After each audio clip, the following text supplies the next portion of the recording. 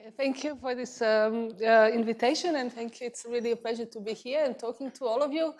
It is my very first time in India, and actually, I, in a sense, come from a very different place. I have been born in Croatia, and today I still have a little group in Zagreb, but Bošković is in Zagreb. However, the majority of my scientific activity happens at the Friedrich Alexander University, Erlangen-Nuremberg in Germany. So Germany is a little bit bigger, still small compared to India. But this is actually tiny. This is speck hole, right? This is something of the size of a Bangalore, right? In total, there are 4 million people or less living there, and we are very, very small in size. But we are the tallest nation on the world, so that makes us somewhat useful. Okay, anyhow, so these are the 2 places that you're going to be seeing a lot of research. And what my lab is doing, my lab is actually doing a lot of multi-scale modeling of reactor fluid interfaces. And really, when I say here fluid interfaces, I really mean it in the very broad sense of the word. And when I say multi-scale, what really I am asking is how the chemical transformation, which happens on the femtoseconds and angstrom timescales, actually translates into the response of the system, which you typically see on an hour or minute. Now, let me give you an example. For example, I didn't sleep very well. I arrived here very, very late, so I apologize for my tiredness immediately. So I took an aspirin this morning. And of course, what do I expect? I expect that, I will have a chemical, salicylic acid, and that 20 minutes later, my headache is going to be past.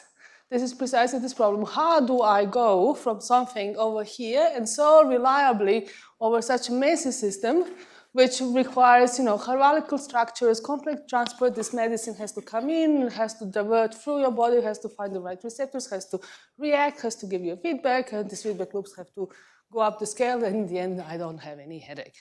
So this is something which really is an overarching theme of my research, and my research would not happen without an absolutely fantastic research group, and this is what I would kind of say, interdisciplinary international.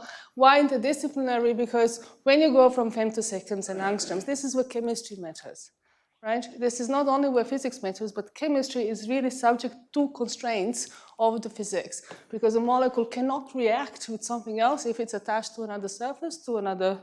You are permanently subject to forces, to flows, to something like this. So these are the things which are intrinsically happening. So you need somebody who understands this very fast degree of freedom to somebody who can deal with much, much slower degrees of freedom. And this is where physics is really coming into an absolute play. Now, into this international, I think that but there are about 15 people on this thing. On this slide, and I think about 12 internationalities over here, so quite proud of actually having such a fantastic bunch of people to work with. Key questions, and now this is equally pertinent to my lecture today as it is to all of my research, and that's why I kind of put it in front. So it's formation of interfaces, transport, and growth. So how the interfaces are actually being formed. What I will be talking today will be mostly membranes, but that's the same question. How are the membranes formed? How is an interface formed? How is an interface of the material formed? Is it stable? Is it not? What are the physical principles which govern this process? So this is something which is important to me. Then structure, stability, and function on a variety of time scales and length scale. So this is precisely the question, right? I may deliberately create a defect on a surface, because this defect may be reactive and I can actually use it, but then later on I want to heal this defect because I don't necessarily want it to propagate, because, for example, my mechanical stability is then messed up. So these are the things which also you have to think about if you think about interfaces. Now, another problem which comes is really from the fact that interfaces are systems of reduced dimensionality. And the reduced dimensionality really plays a role here. It has very interesting consequences, both on transport, but also on the reactivity, on structure formation, and all of that. So the laws of physics are the same, but the way they manifest themselves at 2 dimensions is not at all the same as at 3 dimensions, and we have to think about this very carefully. Now, of course, this then refers to patterning, wettability, adhesiveness, and so on and so on and so on. And as I said, then the relation between physical constraints and biological or chemical efficiency. So now why we do want to look at this, I mean, I am by and large really driven by these most fundamental questions. I'm a fundamental physicist. I really don't care where is it useful. But on the other hand, I do recognize that dealing with interface actually has an enormous technological and biomedical implications. So, you know, maybe one day this, what I do and what my group is doing, may be actually useful on a grander scheme of affairs, and I wouldn't mind that at all. Now, again, this is the last, this introductory slide about, you know, a little bit who you are, who I am, and what I am doing. So, and when I said interfaces, I really meant in this broader sense, right? I look at a lot of time is spent here on the molecular scale. This is really liquid interfaces. This is, so this would be a solid. This would be a thin film. That would be a catalyst over here. So there is a lot of interactions of how does this fluid interfaces actually occur and how they do. And today they will be very important.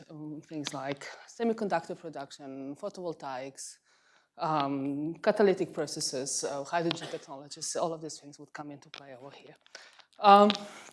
Now, much more biological, and this is with the topic of today, is biological membranes, and then upscale all the way to biological epithelium.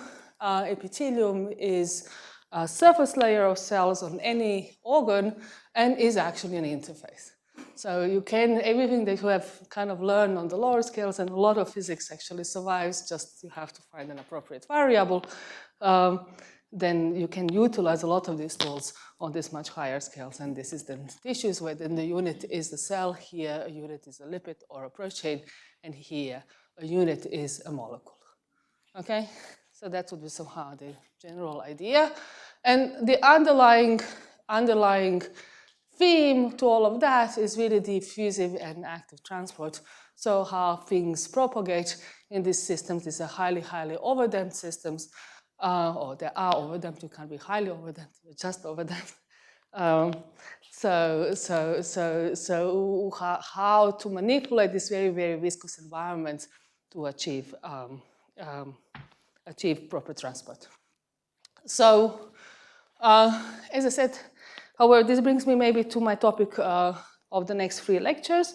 And as far as I understood, I'm supposed to give you a completely kind of a bachelor student lecture today, then a master student tomorrow, and a PhD lecture the day after tomorrow. So you'll graduate in 3 days. I mean, isn't that fantastic? So, and I subtitled this lecture From Biology to Physics and Back Again. Now, why do I title it like this?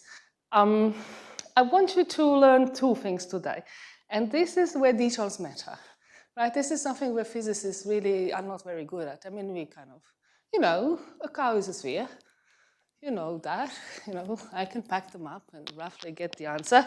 Well, so from time to time it matters that the cow is a cow. So what I want to show you is that I want to have a look at what are the cows in membranes. That's one thing what I want to show you. And another thing which I want to kind of point out, which is a silent conclusion, is that membranes are a consequence of the biological evolution. All right? So they have evolved over billions of years to perform and have particular properties. And these properties really come from the fact that they are built from molecules. So if we want to understand these properties properly, this very fundamental idea of what the membrane is and why is it there, we really have to look at what they are built of. Now, I know this is not intrinsic to physicists, and I know that this is slightly maybe something, you know, from biochemists, but, you know, hang in with me. We'll get, you know, to the other side. So once you finish the bachelor, you'll get to do physics tomorrow properly. Although what I think today is this is also part of physics, and that's why I'm showing it. So, like next slide. Okay, so what are fluid membranes? So membranes are these envelopes that surround every single cell, right? Okay, so they are not only on the outside of the cell, they also span the entire interior of the cell. They are intrinsically two-dimensional. They build three-dimensional structures. Now, for a physicist, what does it mean? It's a two-dimensional sheet embedding a three-dimensional space. How wonderful, right? What does it tell me about the material? Nothing. Okay? So it is great if you're going to do kind of differential geometry and things like that. It will do that as well.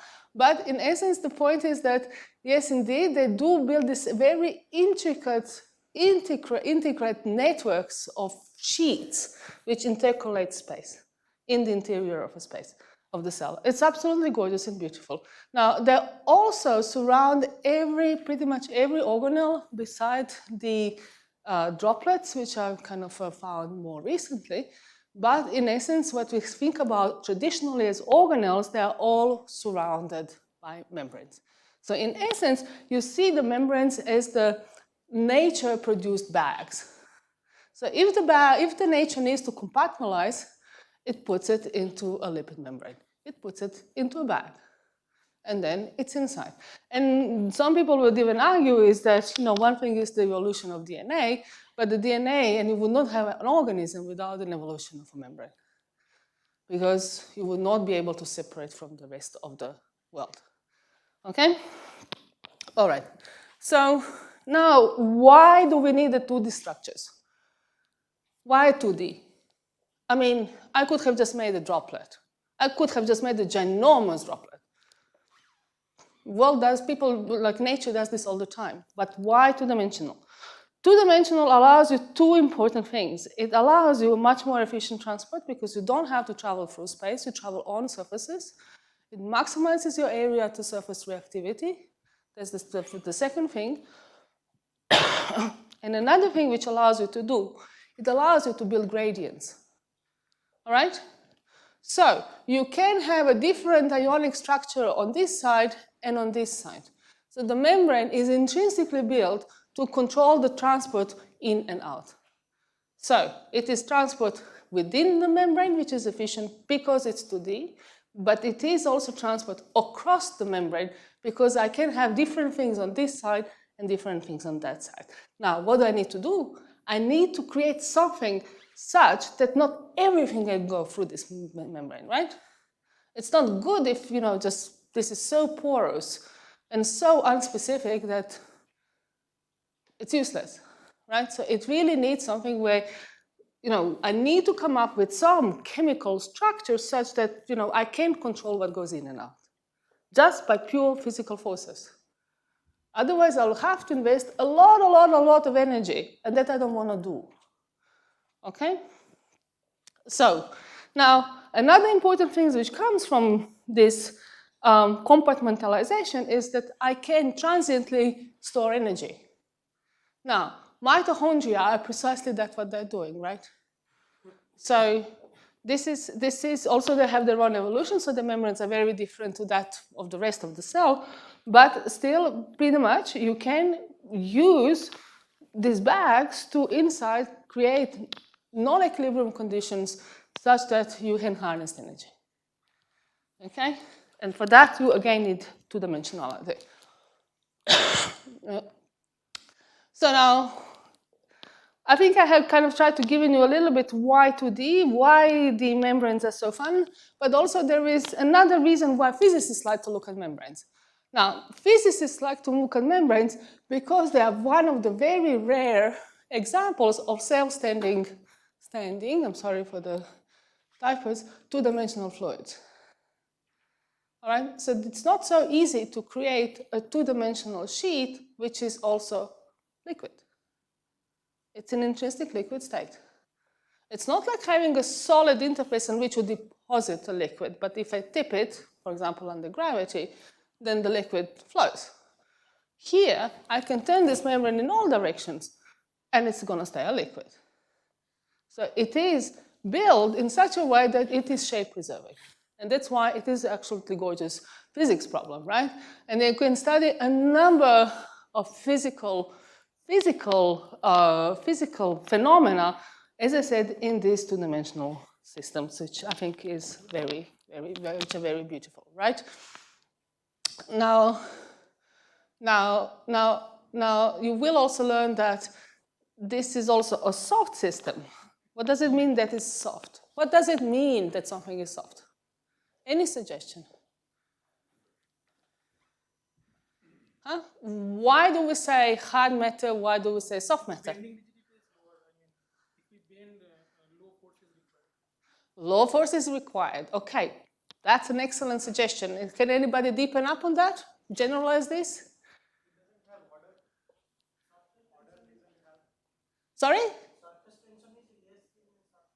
Yeah, surface tension is a bit of a delicate concept over here. But you're all right. You're going with low, low, low, and low. Low relative to what? It has elasticity. But why? What is low? It's a low bending stiffness. It's relatively low surface tension. It is low relative to what? I have to compare with something.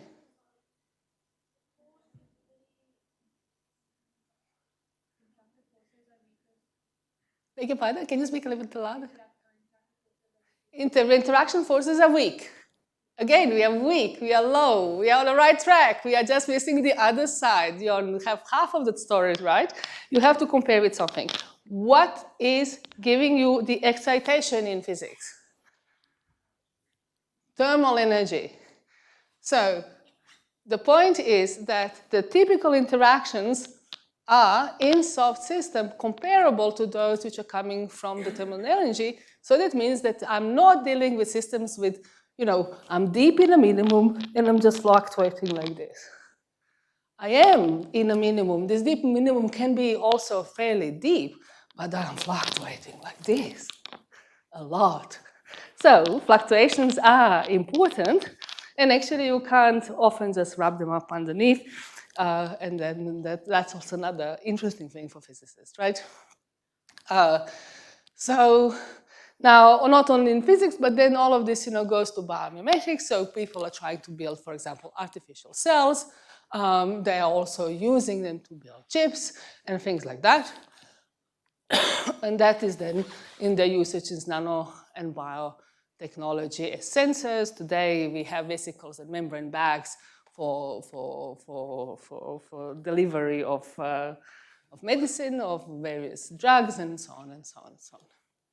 Okay, so I hope I try to manage to show you that membranes are a really interesting and actually important system that we have.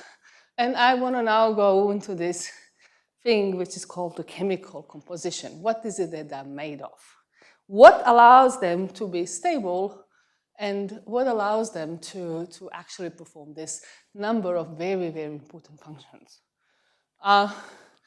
And what I'm basically going to try to show you is that typical cell membrane is a very, very complex mixture of about 100 of components. So it is not like what you kind of typically think of. Like a cellular membrane is a complex mixture, right? Nonetheless, it has to do sorting. Sorting exists in cells. It happens all the time. But how? So this has to be somehow be married. I need different concepts of self-organization, right? So self-organization, yes, of course, it works, and we'll talk about self-organization in membranes, starting from these basic principles that you have learned in your undergraduate. Oh no, you are still undergraduate. Sorry. But when you think about the whole system, it actually has to be much more complex, because I will have many competitive interactions around, and I need to be able to handle them. So how does this work? This is an interesting problem. Now, if I think about the membranes, the way physicists would say a lipid membrane is an actual lipid environment in which we dissolve proteins, right? And then proteins float around that liquid, which is made out of lipids. This is what the physicist tends to do. A biologist will tell you like, oh, no, absolutely not. A membrane is an organ. It consists of lipids, sterols, and proteins. And actually, when you think of it, they're actually right. If you think about cellular membranes, it can happen that up to 70% of their content is actually protein. Okay? So we can't just whoop and say it's only lipids. Normal plasma membrane, yes, you will talk about something like, in mole fractures, something like 50 to 60%. Surface coverage much less, because a lipid is tiny. It's about one angstrom, let's say, we are talking of something of the angstrom size. A protein is on the nanometer scale, right? So if I count how many lipids and how many proteins, I typically have for one protein of 10 nanometers, about 50 lipids. This is the order of magnitude, right? Now, there are the sterols, right? Okay. My country is the European winner in heart attacks, so we know a lot about sterols and cholesterols.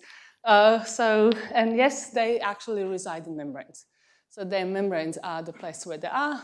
The membranes are what they mess up, all right? And then having a lot of bad cholesterol doesn't really help. Now, there are two main families of lipids. There are phospholipids and glycolipids. And they are intrinsically different, and they have very, very different functions. Okay, so let's look at those.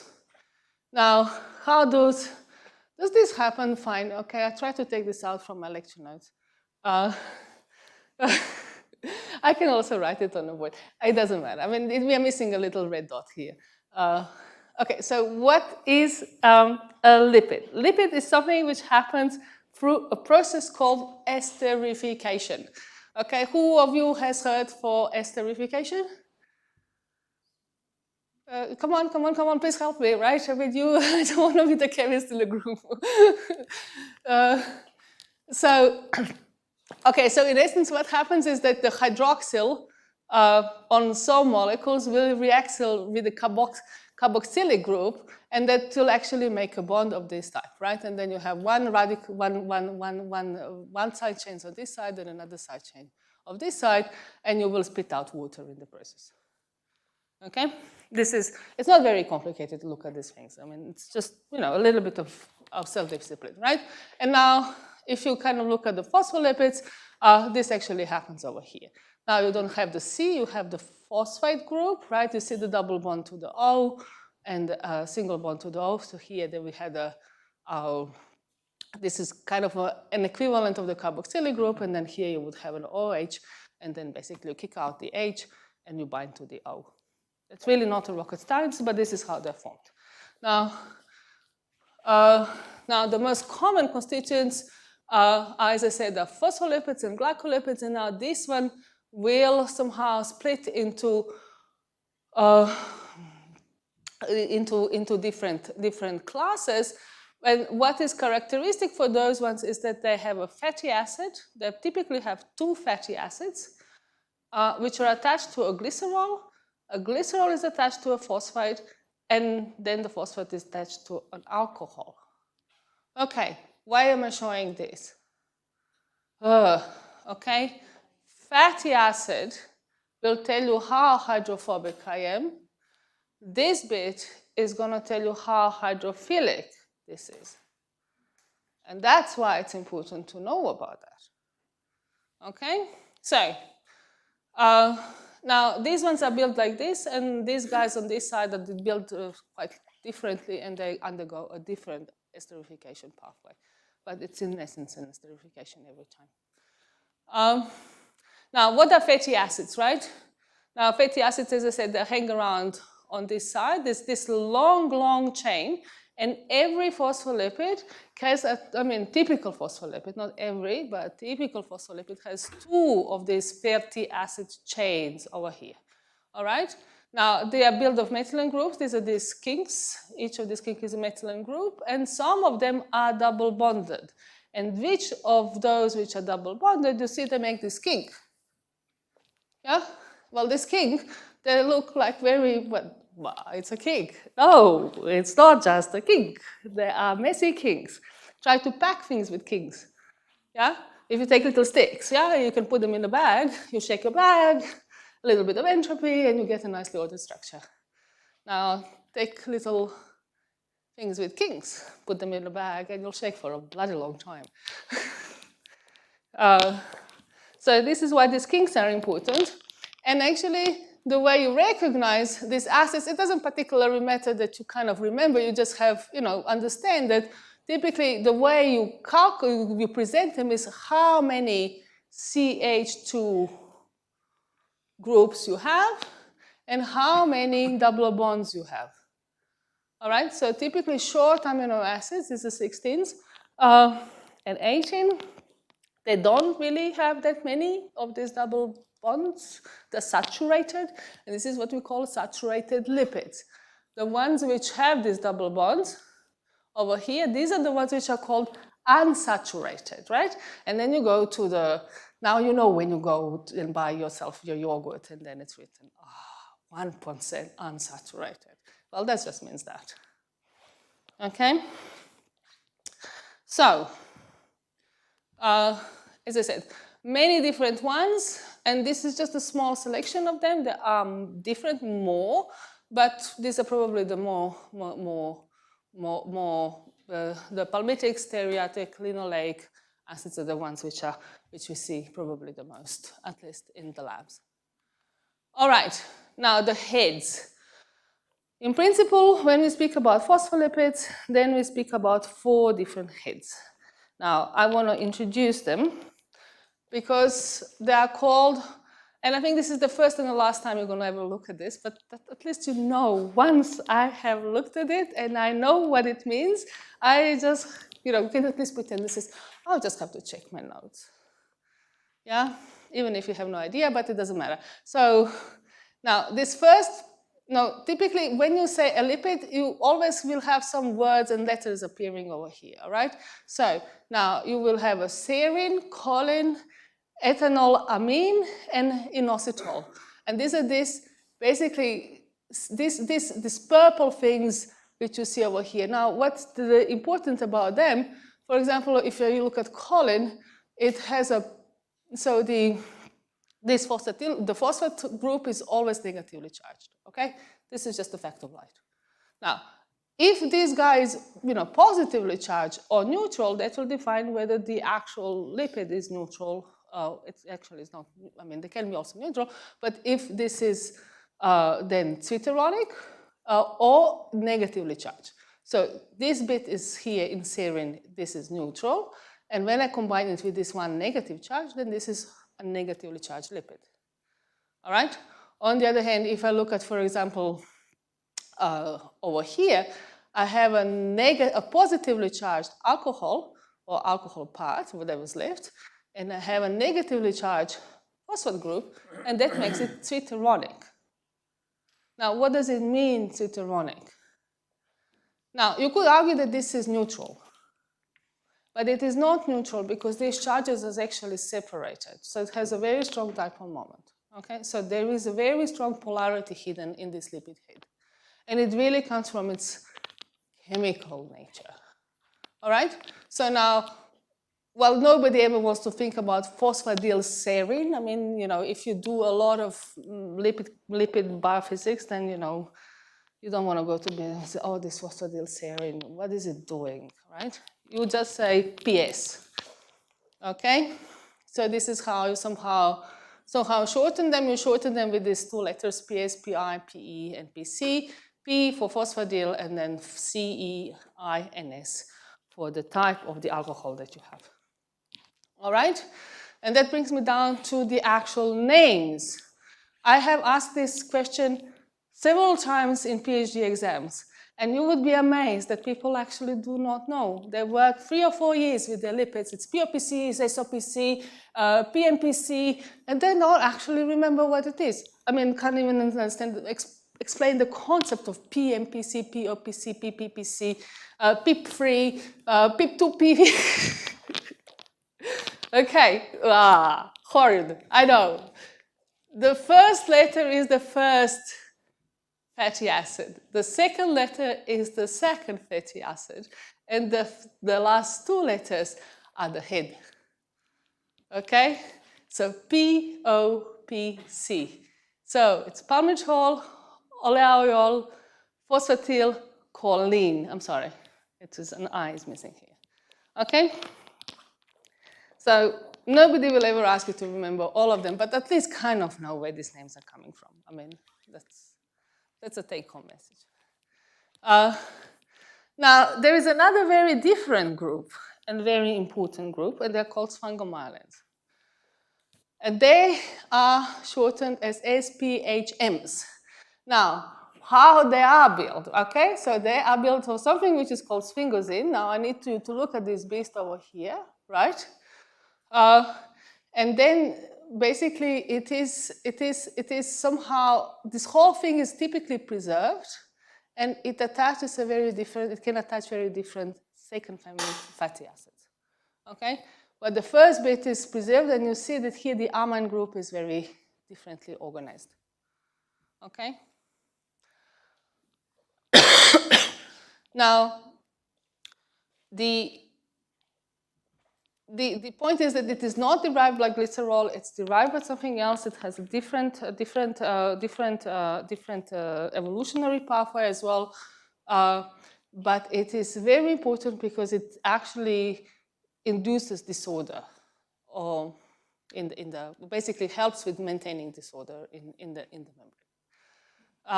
It is twitteronic, which means also highly polar. Now, we have, of course, the membrane, the nature doesn't stop. I mean, once it starts and it goes, it makes the whole thing complicated. There are much more complicated lipids around. I will not go into them. They can have two glycerol parts or 3 glycerol parts. You can have them with 1 glycerol but 1 fatty acid, so 1 chain. There's a whole zoo of those. It's not important. These types of lipids are typically intermediates in the lipid synthesis. Some of them will have a direct biofunctional, really biological function, but in principle, they are not there to stay for a long time. They are somehow happening along the way. All right? So dia, tria, or lyso, these are the key words to kind of memorize as a nomenclature. All right?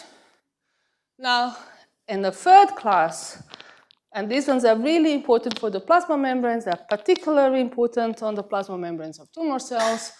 Tumor cells have learned how to play with their glycolipids. We know that today. And they are actually really, really difficult to manage. The trick is with them is, again, they don't go through the standard phospholipid pathway. They go through a different pathway, but they, in the end over here, at the top, they don't have an alcohol, they have a sugar. So they are intrinsically neutral. You see, there is no phosphate group over here. And that's why they're hard to target. There is very little natural interactions that you can use to dock onto them. All right? So it's really here the glucose, the sugars that you are trying to find. Now, sugars are not very easy to recognize. Typically, it's glucose or galactose. But if you have them on the outer membrane, they will expose really complicated sugars. All right? These sugars can be branched, they can be linear, they can be super long.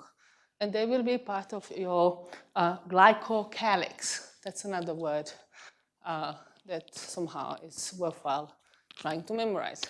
Now, these glycocalyx, because they're made of sugars, they're kind of hydrophobidized, not exactly, because they hide a lot of OH groups, which you can also glycosylate and do a lot of chemistry on them. The point is that these sugars over here, they act as a little protective coat on the cell, all right? So there will be a lot of these glycolipids which puts up these little legs above, and then, you know, they will hide whatever is happening on the surface. So if you want to access the cell, you have to go and make your way through the sugar. It's not too bad as a destiny, right? Can you imagine to kind of have to jump into the, you know, in a pool of sugar? It's like this what you buy on the, when you go on a Ferris wheel, you buy these sugar coats, right? That's not cool. That's kind of nice. If they are having longer, they are not glycokeepers. They're typically called gangliosides. All right? And yes, they do happen in the brain as well. Now, this is the summary of this bit. I won't go too long over here. So, as I said, 4 different groups, 3 different classes. Typically, they will exchange these very long edges. And the important thing is to, I will a little bit skip this. The important thing what you want to what I want you to kind of memorize is that they do participate in a cell with different levels, all right? So the most common is PC lipids, right? The choline-based lipids, they are the most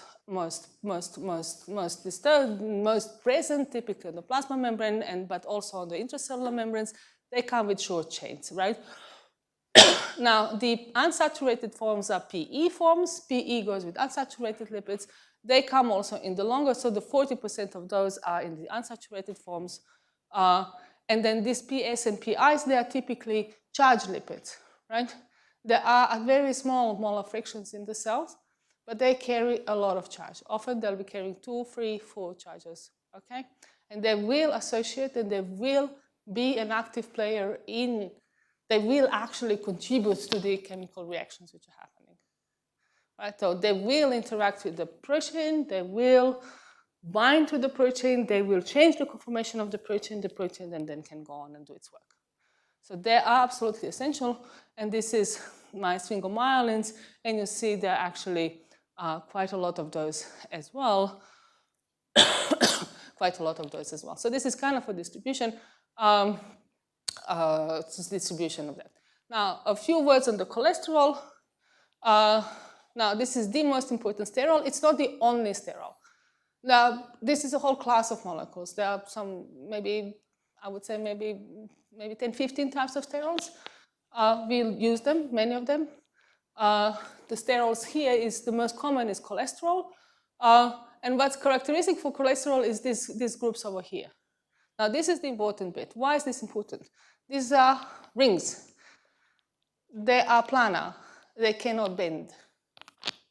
They don't do that. They stay flat. The only thing which is flexible here is this and this. All of this is hydrophobic. So what does it mean? That the cholesterol will gonna go close to the fatty acids, right? But not quite. This is a hydrophilic. So the whole thing is amphipathic in total, right? Like a lipid, it's an amphipathic. It has a hydrophobic and a hydrophilic bit.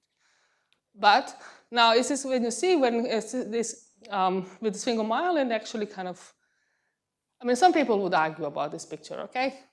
It's not God's given rule, right? But the idea here is that you see that this has some kind of a shape which is looking, yeah, you have to really think about a little bit more that you see this shape, but in essence it's true.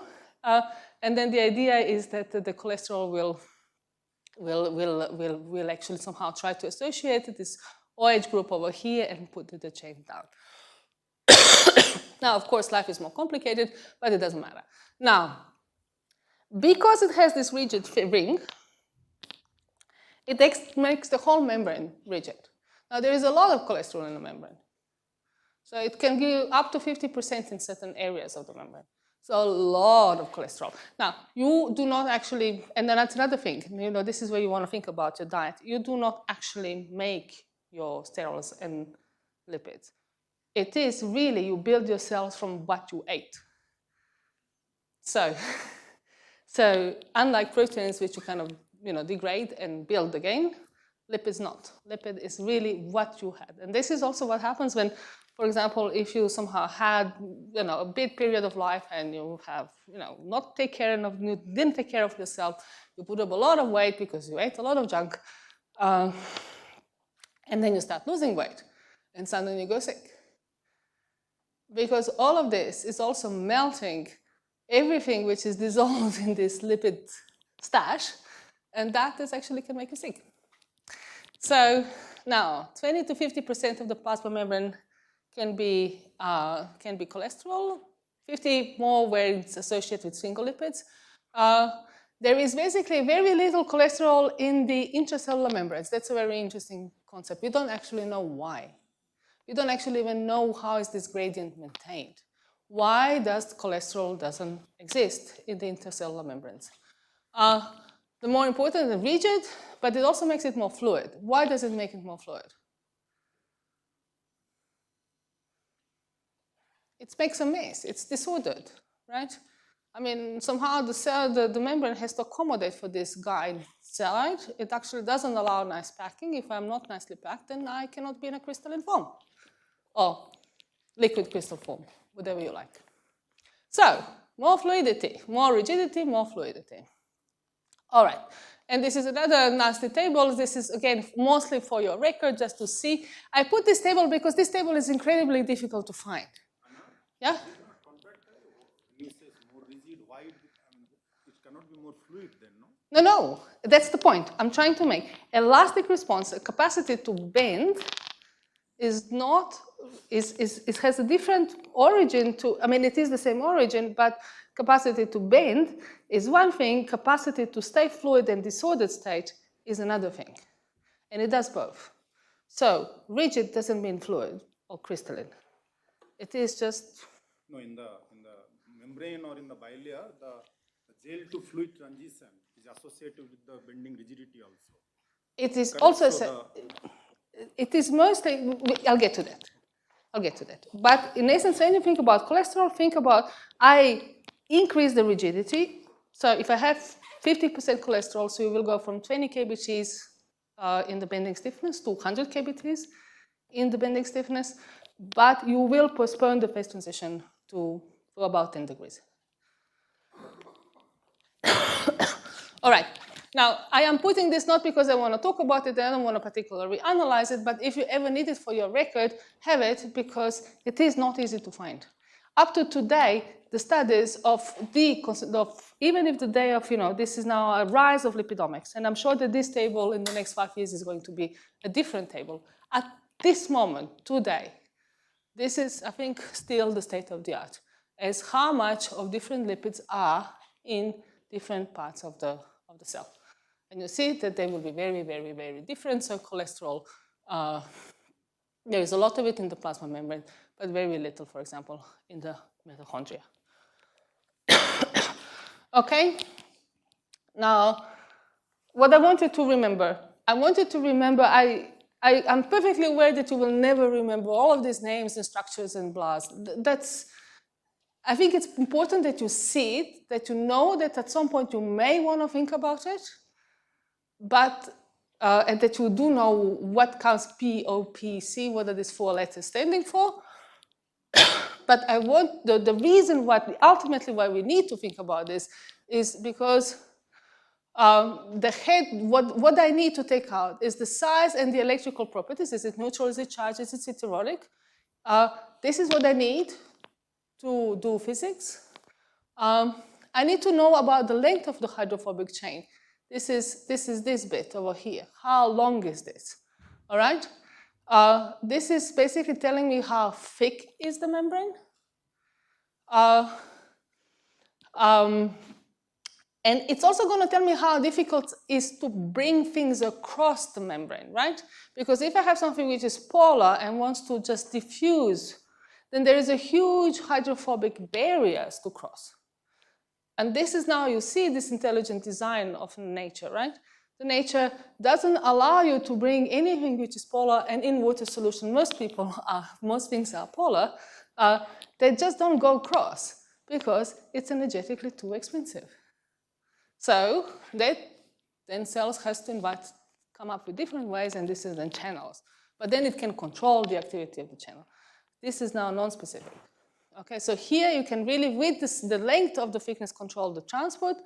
Now, what you want to also know is about the contact of asymmetric and unsaturated chains, because as I said, the asymmetric and unsaturated chains, you can't pack them nicely. If I can't pack them nicely, I can't really make nice orderly structures, and I'm postponing the phase transition toward the fluid phase. And now, in the end of the day, I want to think about the cholesterol content because it defines me the rigidity and the fluidity. So these are the things which I want you to somehow really imprint. The rest is more something to, have in the background. Okay, now we did that. Well, we have a little bit more time now to go and think about our second chapter, and this is the self-assembly. Now, before I go, are there any questions? No? It's super clear. All clear. There was one other thing you mentioned was sphingomyelin or something, right? Yes. So what is the difference between sphingomyelin and myelin, which is there in the nerve cells? Is there any difference? The myelin itself is a different type of. It's only the upper part. It's this. Let me go back.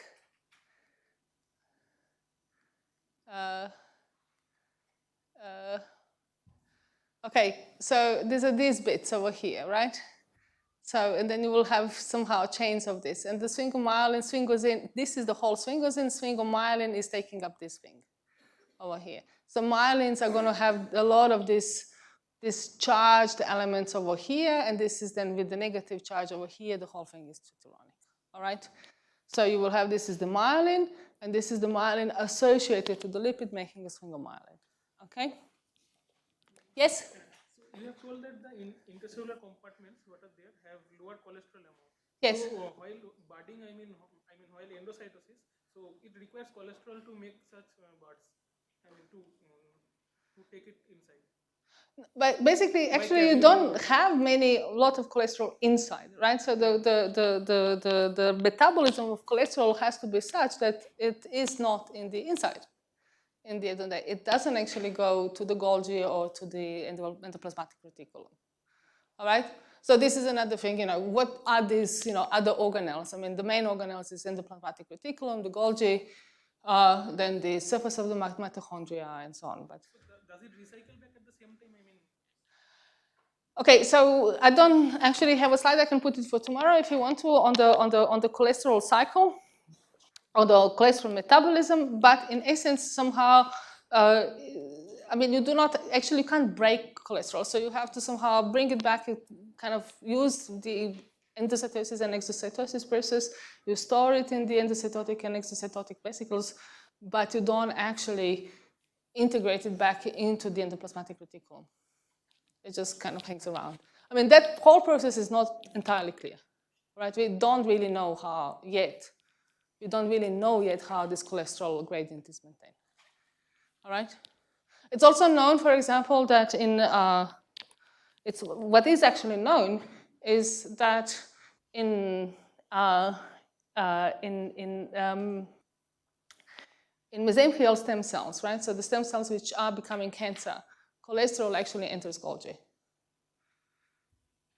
It's probably changing the fluidity, something proteins can sort differently, and then that helps in some kind of obscure way. So this is something which we kind of, let's say, know as of last year. But how? I think this is a really hot topic at the moment. Okay? Any other questions? All right, so then we can go on with the self-assembly. So what is self-assembly? So the thing is now, I have a lot of things like this, and the question is, how do I make a membrane? Okay? Now, another thing that you have to think about is, I mean, what is a surfactant? Does anybody know what's a surfactant? Soap?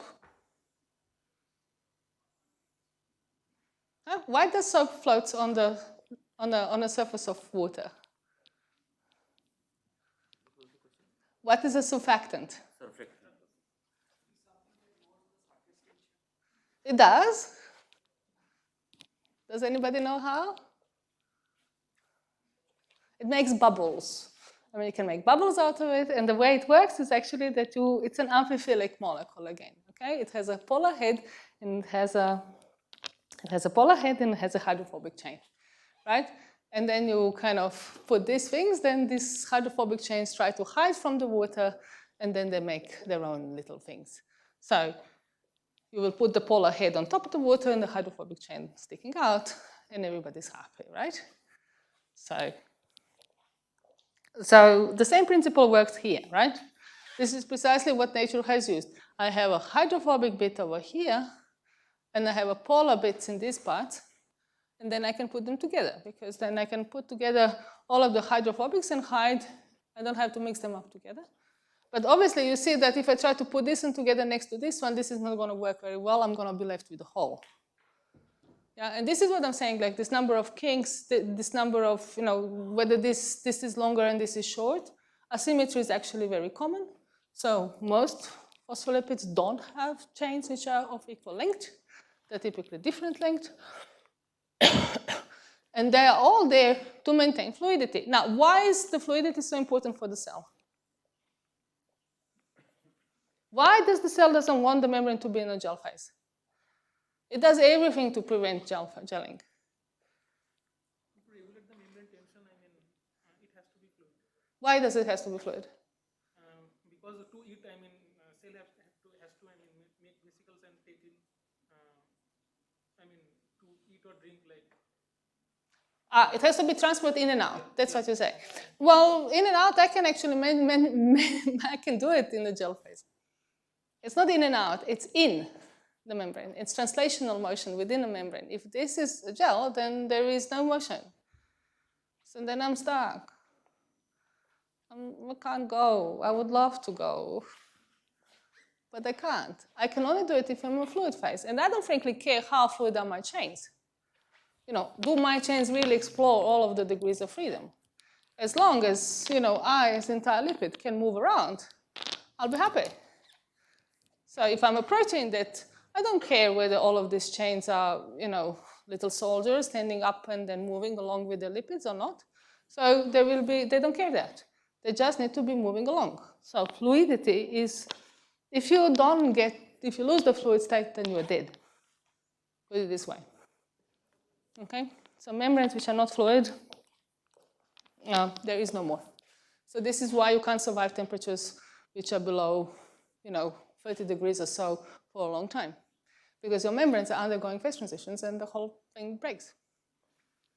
Now, membranes are also extremely fragile in that sense. So once they freeze, they break. They really mechanically break. So fracture is then an issue. And this is also what's the problem with freezing, right? If you try to, do cryo studies, then you freeze the bloody thing, and then, this is very nice to take a beautiful picture. When you dissolve it, it's broken. Okay, so now self-assembly really works on the level of the hydrophobic effect. It actually hides these things, and then now you can somehow think and see that the shape of the lipid is important, and that the shape of the lipid is going to tell us whether what kind of structure are going to be built. Of course, you can imagine if I have only little cylinders, it's going to be very difficult to build structures which are very curved.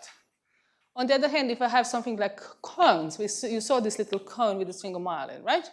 Now, these guys are going to have really a lot of difficulties to build like planes. They will want to curve. Now, this is actually an argument which is as old as I am. So it is really old as I am. I was born when Israeli, Beninam, and Mitchell came up with these arguments about the self-assembly of membranes. So, and it's a very simple argument. That's why we can just do it on the blackboard over here, right? Now, just give me a second. I'm on the wrong chapter. All right. Now this is, I will write it here so you will have it.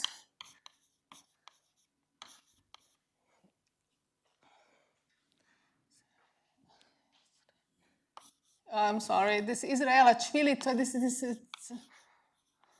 it's like single myelin. You can't possibly write this name completely correctly. Like you can't write my name correctly either.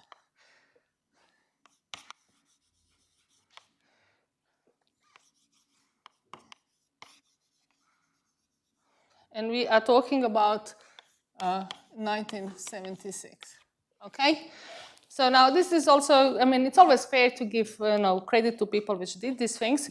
So Now, what they argued is the following. So I will say that area A is the area or projected area of the lipid head. Okay? I will say that L is the length of the tail.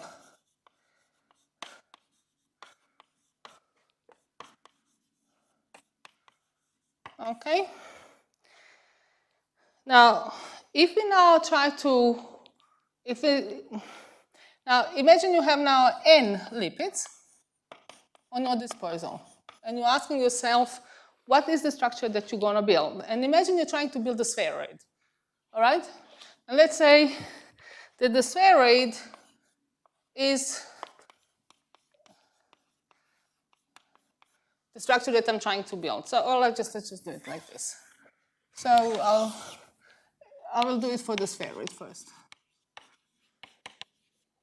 Of radius r, okay?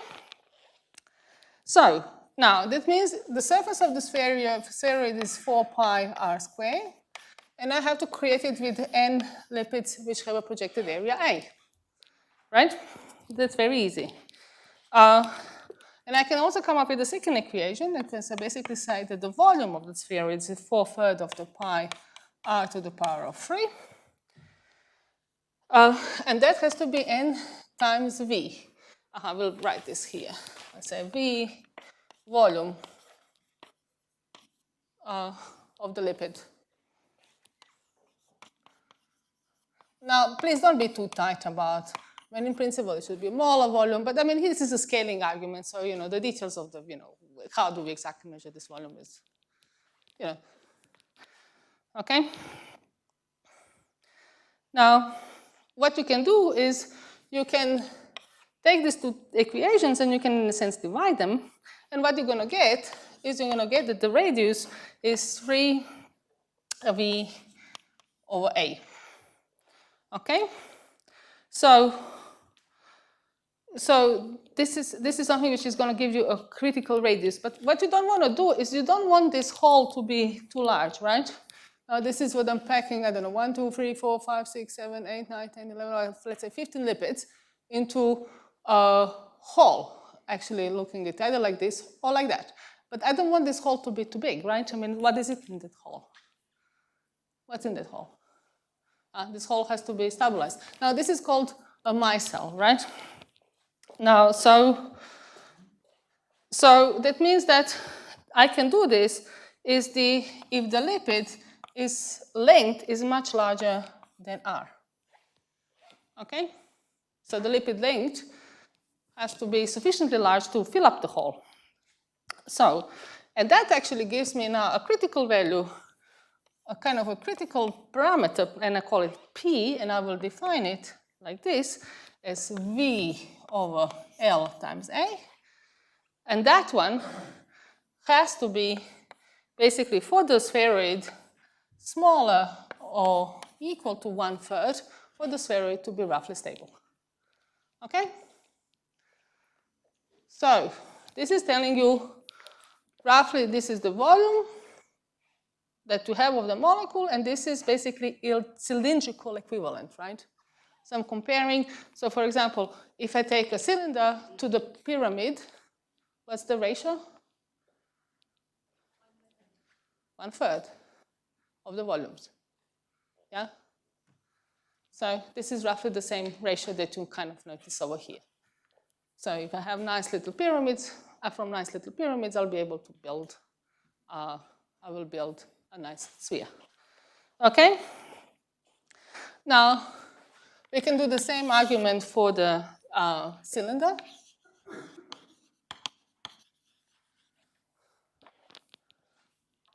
We can do the same argument for the cylinder and say of length L. And let's assume that we have a kind of, that we assume that L is much larger than R to ignore all of the edge effects, okay? R is the radius of the cylinder. Now, Okay? Now we build exactly the same argument. Now we have a 2PRL for the surface, and that has to be NA, and we have to have PR square L for the volume, and from there, together you get the R is 2V over I. All right. Now, since L is by our construction, now the lipid head again has to be has to be kind of a larger or equal to the R.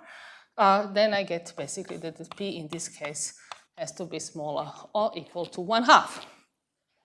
So that means that I will be getting cylinders if P is larger than 1/3 and smaller than 1/2. Okay? And now for the planar structure, we can actually show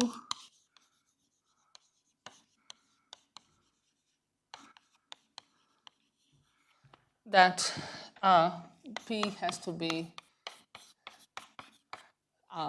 between 1/2 and 1. Okay?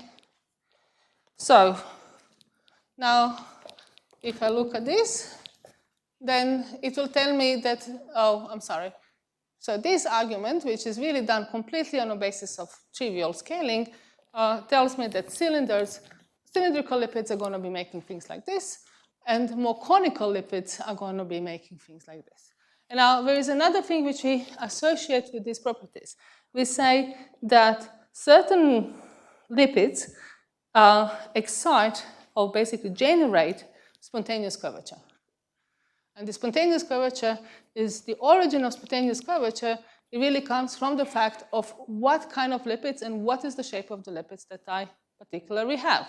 And I can't straighten up this curvature. I can't go and say, I will now, I don't want to. You can't. It is ingrained in the structure of the underlying molecules. That's why we went through that pain of looking into that molecules, because now we can understand what comes up. All right? Now, this is very small structure. This is also small structure. Now this is a planar structure. And now look, this was really done on a basis of trivial argument. I think this we can do on a bachelor level, right? Now there was one guy, a colleague, Desano, with his student Ira Cook. Actually, Ira was a postdoc when he was doing this work. And they actually really went and tested this. They went and did simulations. So what they did is little lipids, and you see this is a lipid head and this is the lipid tail. So they made a lipid out of 3 beads. Okay? And then they looked how are these things going to self-organize. That's all what they did. I mean, then they ran very long simulations, and then we started with something like this, where I have a little bit of head for a lot of tail, then they got droplets, right? But you see in these droplets, actually, they will have chains of these lipids because these heads try to kind of join together because they want to hide, they still want to hide the hydrophobic tail and join together the hydrophilic heads. But in principle, they got droplets.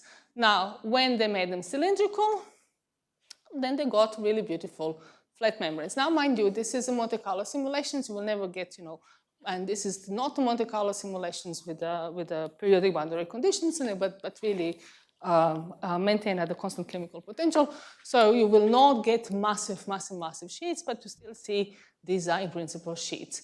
And as you're starting to change, so you make the tail, the head, smaller than the tail, then you get these networks and much more complicated structures. And then eventually you end up with inverted micelles on this other side when the head is much larger than the tail. So the heads go on the outside, tails go on the inside. All right? So, all right.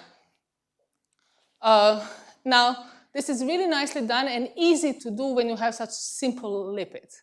When you try to do this with real lipids, right? Like, using the, yes? Is it possible that it also depends on the numbers? Like if I take same type of molecules, but smaller number of them gives rise to one structure and the larger number? Yeah, absolutely. I mean, so here you're perfectly right. This is the covered. beyond the bachelor's. But of course, these types of simulations will, of course, depend on the type of an ensemble that you're doing. Am I doing a constant number, or am I doing a constant chemical potential? All right. Now, in this particular simulation, they did a constant number. It was a fairly large number, but still a constant number.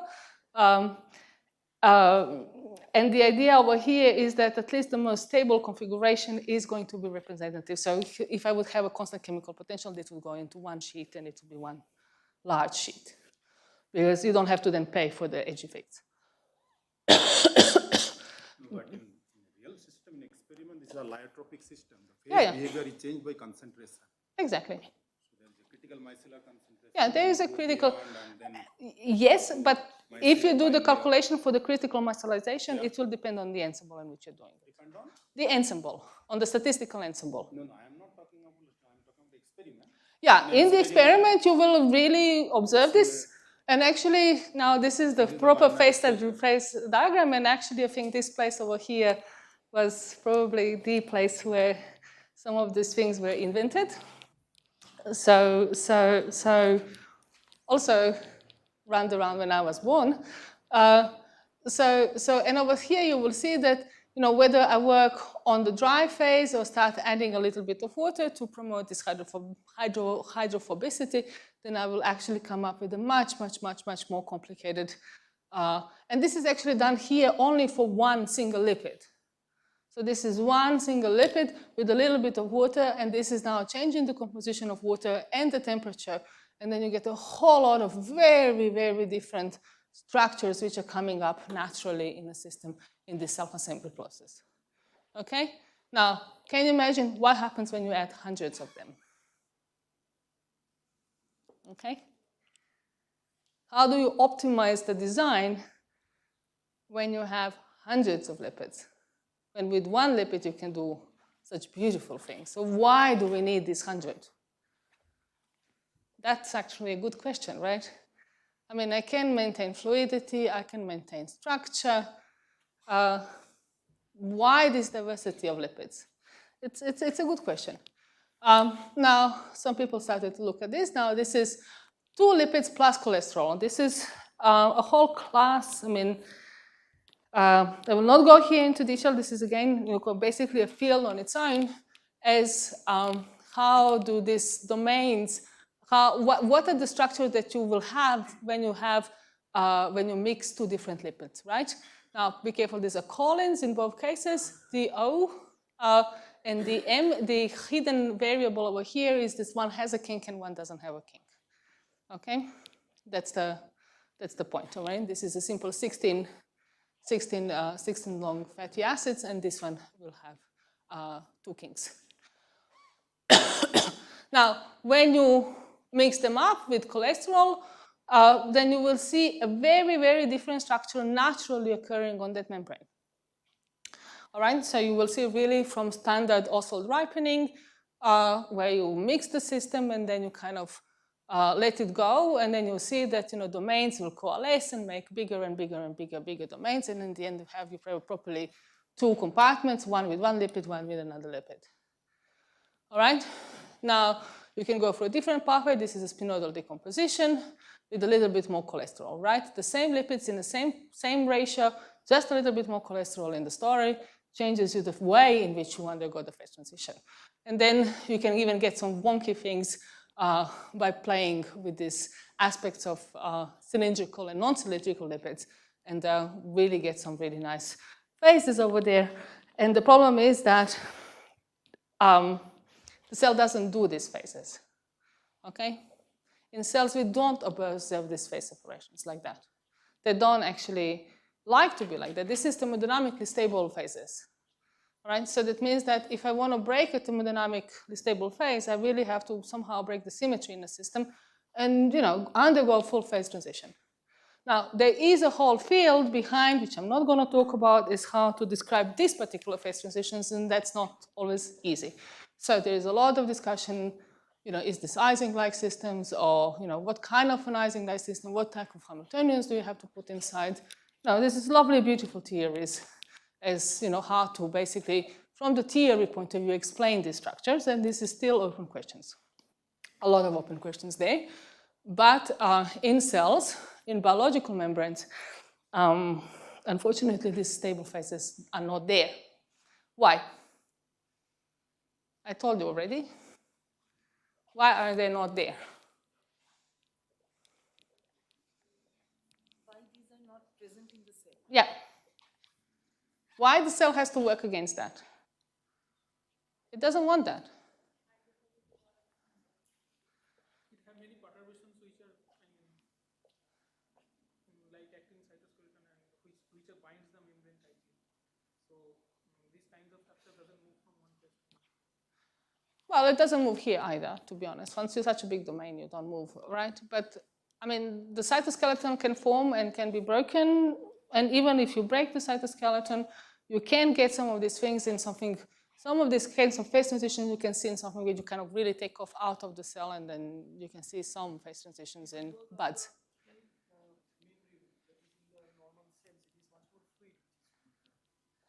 It is much more fluid. And here we have the viscous.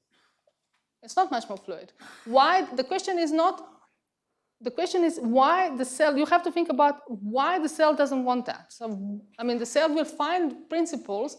We just have to think about why it's bad for the cell that to have a stable phase transition. It's exactly that. It's very difficult to maintain homeostasis. Now, we have introduced the word. What's a homeostasis?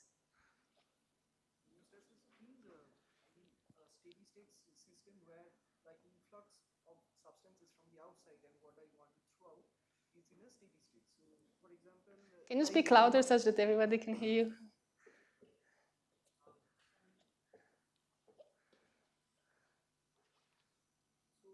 Have a more fluid situation. So say for example, the transport, be it active transport or facilitated diffusion, it happens through some particular structures that we call as channels. So they have to be transported where they are required, and that is why we need it to be much more fluid. So in this particular case where we see it much more viscous, that kind of thing cannot happen. It's not about being viscous or not being viscous. All right, so the point is that channels, okay, so why do we need active transport? We have understood that we need active transport because the hydrophilic, hydrophobic sheets. So passively, I will not bring many things into the membrane, through the cell, into the cell through the membrane. Okay, this is why we have active transport.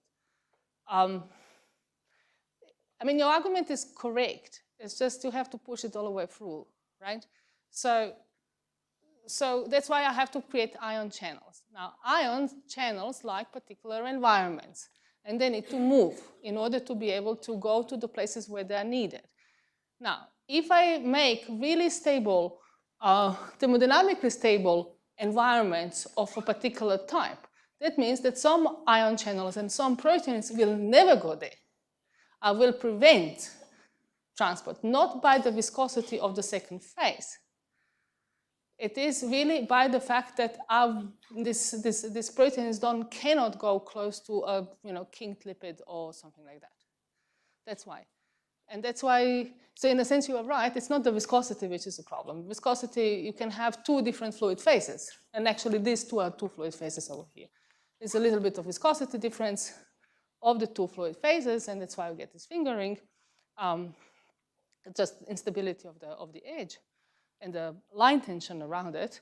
But inside there is transport. There is transport in both compartments. Just basically the exchange is too expensive. And that's why you prevent it by using, for example, actin cytoskeleton. Actin cytoskeleton docks onto the membrane and introduces disorder.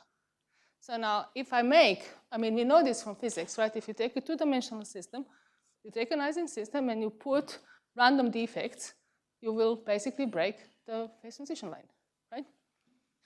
So. But still there were lipid wraps, I mean cholesterol, many cholesterol came together in the cells. So where there is, I mean, many kinds of proteins were there with it, and it also helps, I mean, in many processes. Sure, of course. You do want particular environments to be created. They have functional purposes. You just don't want to invest enormous amount of energy to form them and break them. You want to keep this all on the KBT level. You want to be able to, with very little energy, you can do a lot of work. You want to be efficient. It's an efficiency issue. Now, you could create things like this, destabilize the membrane, create a phase transition, but then you have to really invest a lot of energy to reverse that process because you don't want it all the time. You don't want to have these enormous domains popping up and being there all the time. Maybe you need it for this particular process in this particular place at this particular moment. There are hundreds of processes going on at once. They're all competing for space.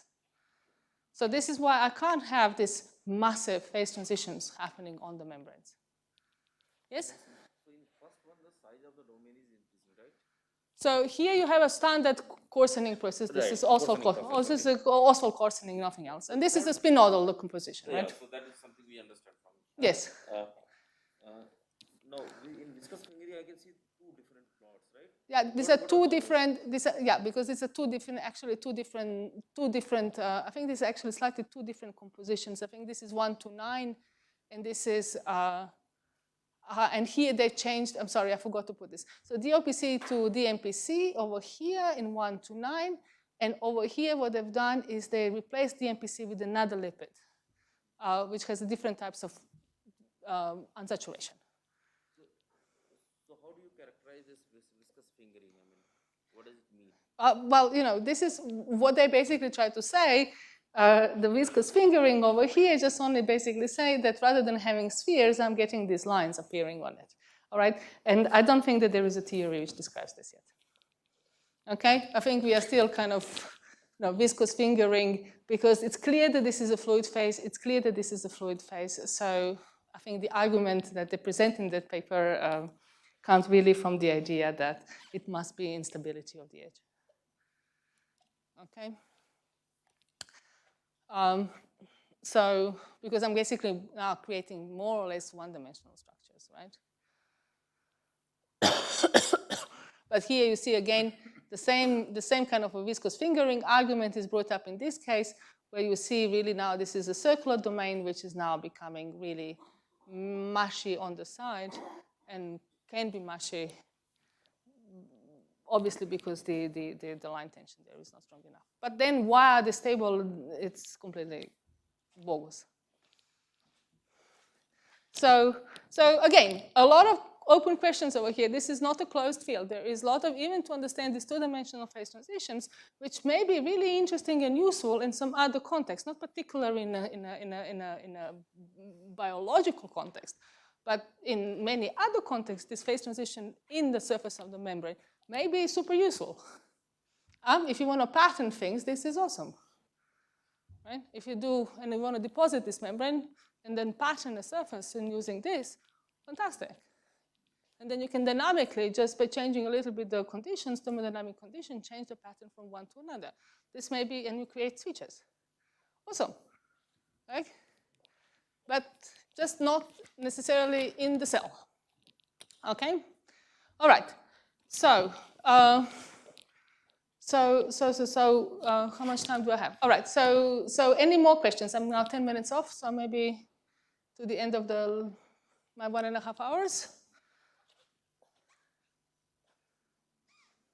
Any questions? All right, no, then we can go a little bit further. So, I mean, another thing which I would want to kind of mention is what are the actual degrees of freedoms of lipids in the membrane? This is another maybe important thing to have a look at. Now, we discussed a lot. There is a lateral movements. We clip and go. They don't make holes like this, okay? This is only for presentation purposes, but lipids don't make holes. What will happen if I have a hole over here? Yeah, it's a pore, right? The moment I form a pore, I have to close this pore. I have to protect the hydrophobic chain, right? It doesn't look like this. But in essence, I mean, these guys can translate. They can rotate. They can wiggle their legs. And I can take 1 degree at a time, right? I can take over taking the wiggling of the legs before I kill the translation. This is what cholesterol does a lot, all right? It prevents the wiggling of the head, so it's kind of rigidifying the hydrophobic core, but at the same time not preventing the translation.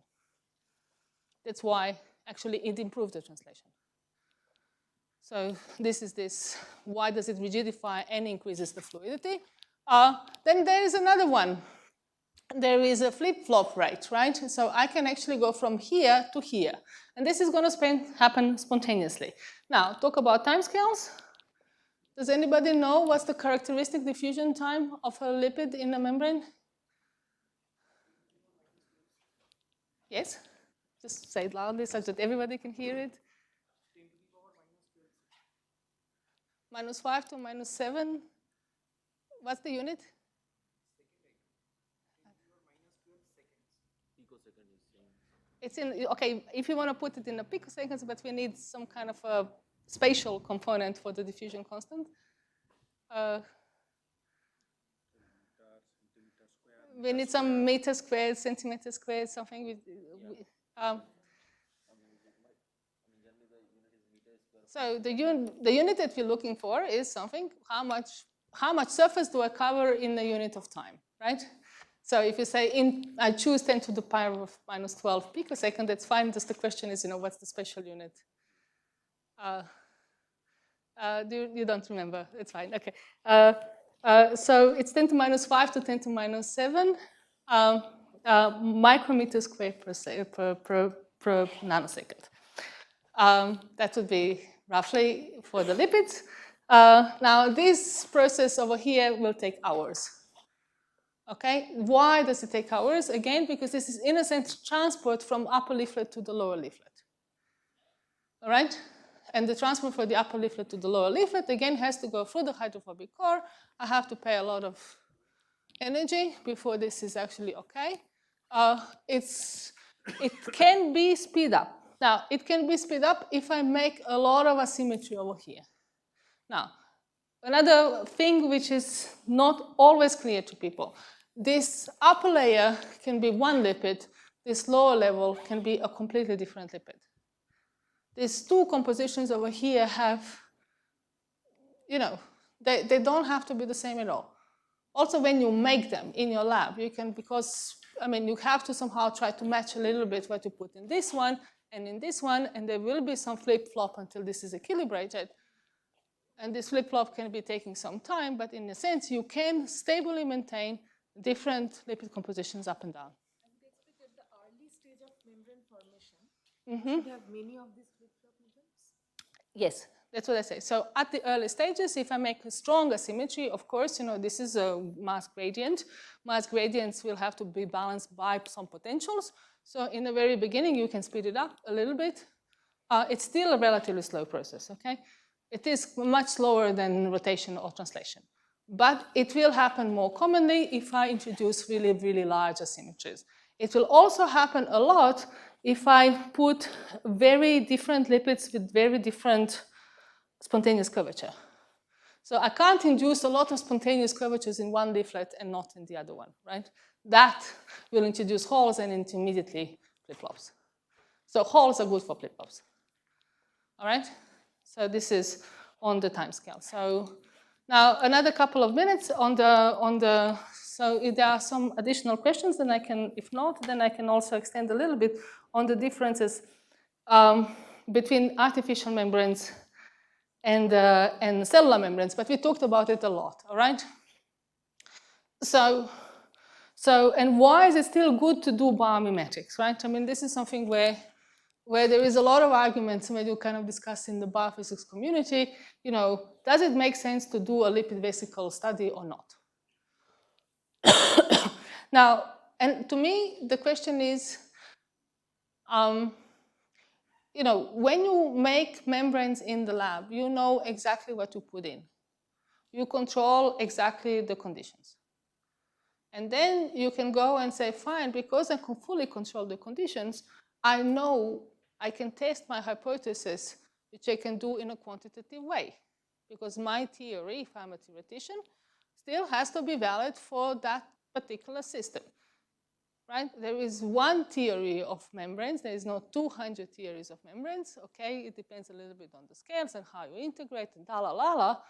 But in the end of the day, there is one actual concept.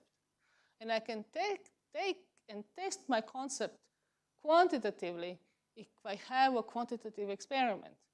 And the only way I can make a quantitative experiment is really if I control the composition, right? That you cannot do with cellular membranes. With cellular membranes, you live with what you've got. And then you ask your questions, and you kind of go and say, well, I know I have introduced, random disorder, or I have highly complex lipid mixture, so there will be no standard, I cannot have a standard phase transitions. So you can have all of these things in your mind to test your hypothesis. And basically what you do is when you go from a cellular membrane to a mimetic membrane is you have all of these terms in your Hamiltonians. They just have different prefactors. Some of them are more or less important, but they still all exist. But you can go and focus on a particular term in a Hamiltonian if you make your model system right. And that's why I think it's still very, very important to keep these mimetic aspects alive. All right, and that's why I think these mimetic systems, besides the fact that they can have really nice biotechnological use, but even in the context of understanding cellular membranes, it's still very important to understand the underground physics principle. I mean, very often I hear things like, I activate this pathway, and this protein is being regulated. And then you ask, why am I regulating this protein? Why do I need to regulate this protein? This protein then goes and initiates this cascade of signals and blah, blah, blah. Why? What do I get? So there are physical principles in the working of the cell which you cannot hide. They're always there, and the nature has to come up with situations to control it. The cell has a finite amount of energy. That's why it has come up with something which is a complex structure to avoid massive phase transitions. But then you understand why do I have such a complexity? Because I don't want to have these blobs. It's too expensive. Just write a simple energy balance, and you will see that this is completely unaffordable.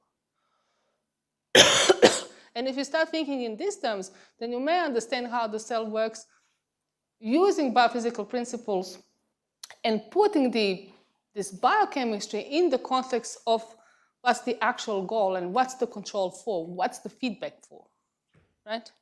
And with that, I'll close today, and I hope if you have any questions, please ask me.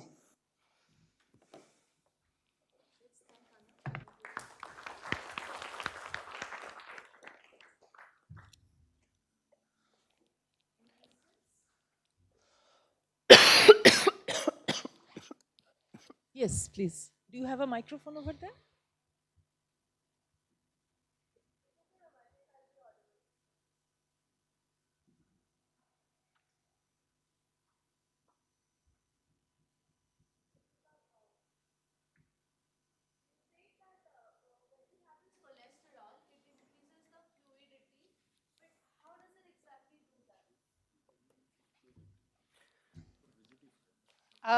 Again,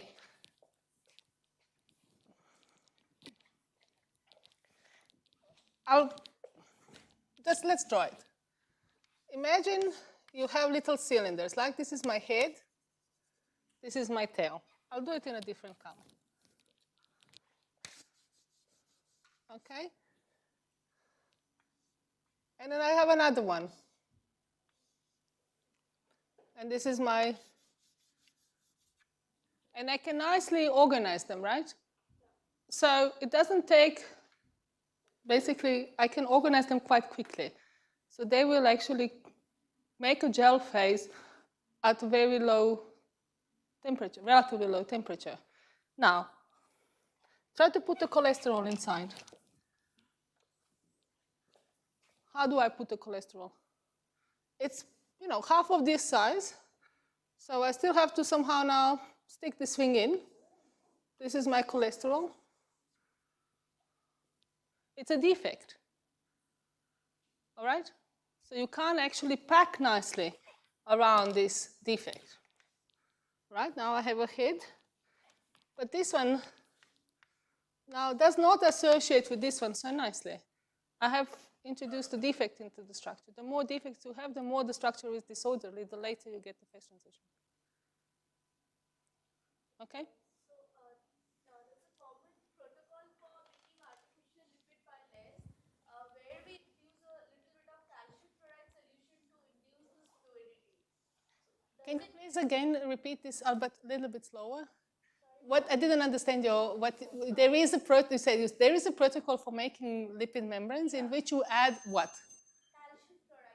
Calcium chloride. Calcium chloride. So does it work in a similar way? Okay, so what happens to calcium chloride when you put it in water? Huh? It dissolves. It becomes 2 ions. Where do ions go? If they can associate with where do ions go? They go to the head group on the top. All right? This is my ions. Somewhere here, and it will depend whether I have a citronic or ionic or whatever head. This is where, now the question of what my head is, it's really important. All right? But this calcium ion, I mean, it doesn't really fluidify by making disorder here. I don't know, does it make disorder over there? I don't know. Maybe it doesn't allow it, it can, I don't know, maybe it has some slatter layer. But the direct association with the fluidity is maybe more complex over there. Just a comment I like to know. Cholesterol always rigidify membrane. So if you add cholesterol in a membrane, calculate the bending modulus. It's known to show that it will increase as a function of cholesterol concentration. So cholesterol does not increase fluidity. It does. It does. Increase the bending It does. rigidity. It does that too. And it does that too. It increases the rigidity because you have been sticking a like hard, basically rod into the sheet, and you can't bend it, right? But fluidity is maintaining, so it doesn't affect the phase transition of the chain. It maintains the fluidity of the lipid. I think maybe this is where. Fluidity of the Okay. lipid. Yeah. And one thing also what I have seen is that when we take out cholesterol from the membrane, it actually the membrane tension gets higher. Like if we take out cholesterol by using Yes. Okay. So we'll talk a lot tomorrow about what tension is, and there is enormous amount of misconception what tension is, and the reason is because what we tend to think about in cells is about tensions. We say active tension. We say actin creates a tension. We talk about these tensions, all right? And tensions here go only by the fact that there is a prefactor to something which scales with the area in the Hamiltonian, okay? Now, this something scaling to the something which scales with the area, there can be very different origins.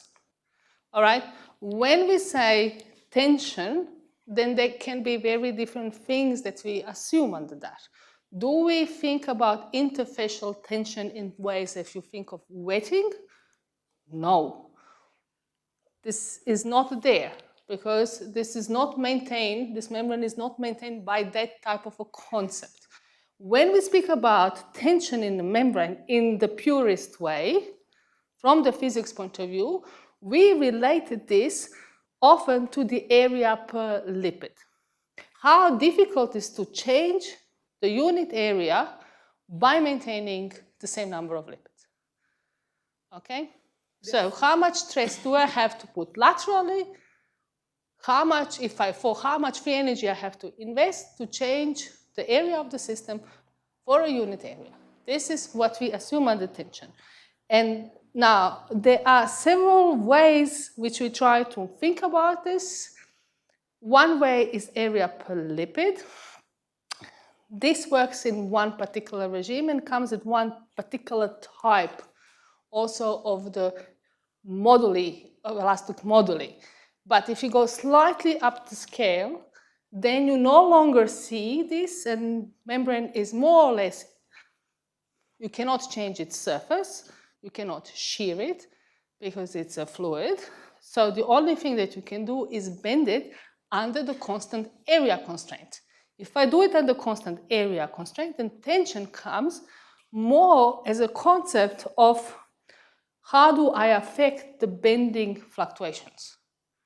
And then there is a term again which is proportional and scales with the area, and then bump comes as a tension, as a Lagrange multiplier.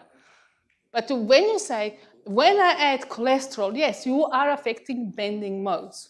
So I can't do this, right? And this is how I see this for the bending stiffness.